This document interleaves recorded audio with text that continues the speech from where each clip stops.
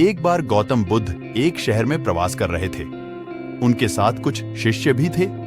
एक दिन उनके शिष्य शहर में घूमने के लिए निकले।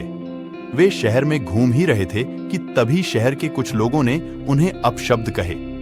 उनके बुरे शब्दों को सुनकर शिष्यों को बहुत बुरा लगा और वे वापस लौट गए। बुद्ध ने देखा कि शहर से लौटकर आए उनके सभी शिष्य बहुत क्रोध में दिखाई दे रहे हैं। उन्होंने शिष्यों से पूछा, क्या बात है, आप इतने तनाव में क्यों हैं? तभी एक शिष्य क्रोध में बोला, हमें यहां से तुरंत चलना चाहिए। जब हम बाहर शहर में घूमने गए थे तो यहाँ के लोगों ने बिना वजह हमें बहुत बुरा भला कहा। जिस जगह हमारा सम्मान नहीं हो वहां हमें नहीं रहना चाहिए। बुद्ध ने कहा, क्या किसी और जगह तुम अच्छे व्यवहार की अपेक्षा रखते हो? दूसरे शिष्य ने कहा, इस शहर से तो अच्छे लोग ही होंगे। तब गौतम बुद्ध बोले, किसी जगह को सिर्फ इसलिए छोड़ देना ठीक नहीं कि वहां के लोग बुरा व्यवहार करते हैं।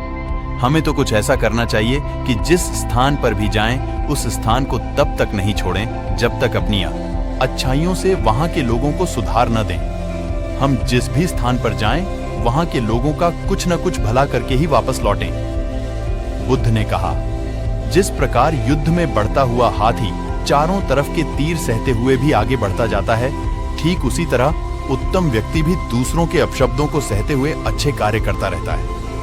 खुद को वश में करने वाले प्राणी से उत्तम कोई और नहीं हो सकता।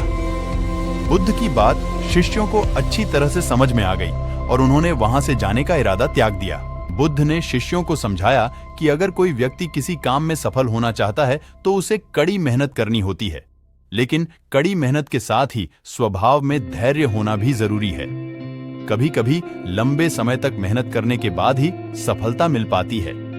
ऐसी स्थिति में व्यक्ति को धैर्य बनाए रखना चाहिए, वरना सफलता नहीं मिल पाती है। भगवान बुद्ध ने कहा है कि जिसने अपने मन को वश में कर लिया है, उसकी जीत को देवता भी हार में नहीं बदल सकते हैं। अर्थात मन को वश में करने का नाम ही आत्मसंयम है, जिसका अर्थ है अपने आप को वश में करना, अर्थात मन, वचन और कर्म पर अधिकार प्राप्त करना, ताकि शरीर से कोई अशुभ कार्य न होने पाए, निकले और मन में कभी अशुभ विचार न उठने पाए। यदि मनुष्य अपनी इंद्रियों का प्रयोग उचित ढंग से करता है तो ही वह मनुष्य कहलाने का अधिकार रखता है।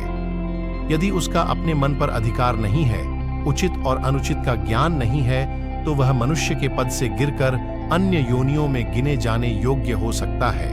क्रोध से भ्रम पैदा होता है, भ्रम से बुद्धि व्यग्र होती है। जब बुद्धि व्यग्र होती है तब तर्क नष्ट हो जाता है। जब तर्क नष्ट होता है तब व्यक्ति का पतन हो जाता है।